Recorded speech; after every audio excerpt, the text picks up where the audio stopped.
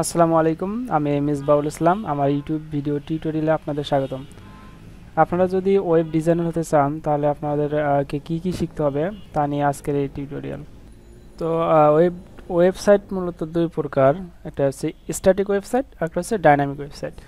তো আমরা যেহেতু ডিজাইন পার্ট নিয়ে কাজ করব, তার জন্য আমরা স্ট্যাটিক ওয়েবসাইট নিয়ে কাজ করব।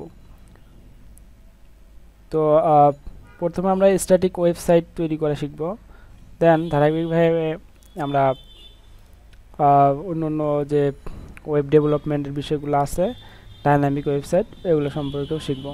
তো ওয়েবসাইট ডিজাইনের যে পার্টগুলা, সেগুলোর মধ্যে আমরা কিছু এখানে লিখে রাখছি যে ওয়েব ডিজাইনের জন্য কি কি লাগবে, সেগুলো আমি এখানে একটা নোটপ্যাডে লিখে রাখছি।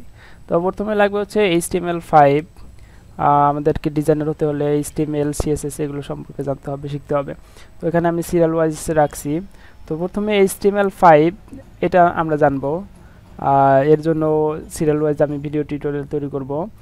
দেন CSS3 এটা সম্পর্কে জানবো, দেন জাভাস্ক্রিপ্ট সম্পর্কে জানবো। দেন 4 নাম্বার স্টেপে আইসা দেন আমরা দেখতে পাচ্ছি 4 নাম্বার স্টেপ। তো এই 4 নাম্বার স্টেপে আমরা দেখতে পাচ্ছি ভার্সন কন্ট্রোল। তো ভার্সন কন্ট্রোল জিনিসটা আসলে কি?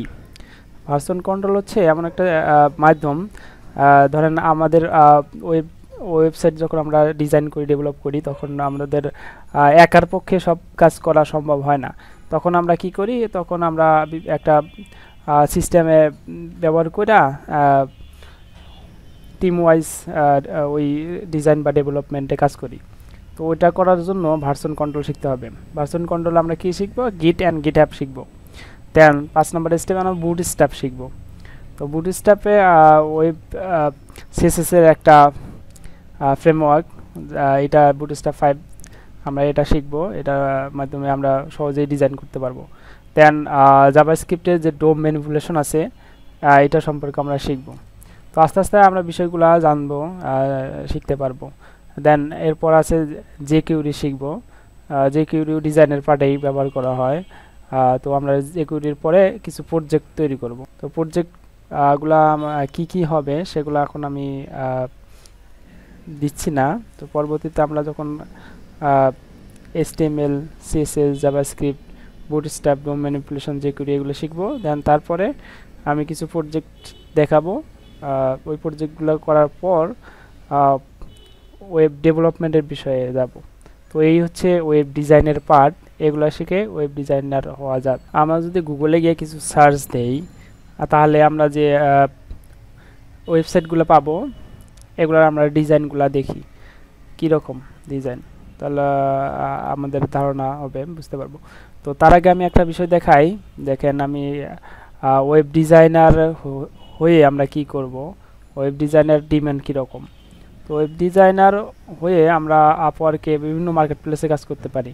তো আমি ওয়েব ডিজাইনার লিখে সার্চ দিলাম, দেন তারপরে কিছু মার্কেট প্লেস শো করতেছে। এখানে নিচে যদি আমি স্ক্রল করে দেখি, আপওয়ার্ক, ফাইবার, কোর্সেরা, এরকম আরও অনেক মার্কেট প্লেস আছে। তার মধ্যে আমি আপওয়ার্কে যদি যাই, দেখেন আপওয়ার্কে গিয়া আমি যদি স্ক্রল করি, তাহলে নিচে দেখতে পারবো অনেক এখানে ডিজাইনার আছে। তারা এখানে মার্কেট প্লেসে কাজ করে এবং তাদের রেটিং দেখতে পাচ্ছেন কীরকম। তারা এখান থেকে কাজ করে।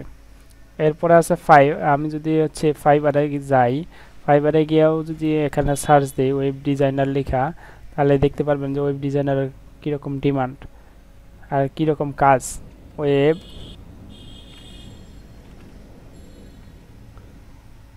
রেসপন্সিভ ওয়েব ডিজাইন এটা লিখে যদি সার্চ দেই, তাহলে আমি ওই রিলেটেড গিকগুলো দেখতে পারবো। তো এই দেখেন ওয়েব ডিজাইনের জন্য কত, এবং তাদের ডিমান্ড দেখেন কীরকম।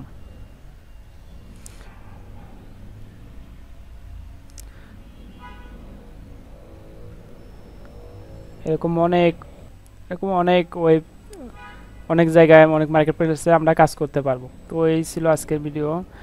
এই ভিডিওটা যদি ভালো লাগে অবশ্যই লাইক বাটনে ক্লিক করবেন, এবং পরবর্তী আপডেট পেতে সাবস্ক্রাইব করে পাশে থাকা বেল বাটনে বাজিয়ে রাখবেন।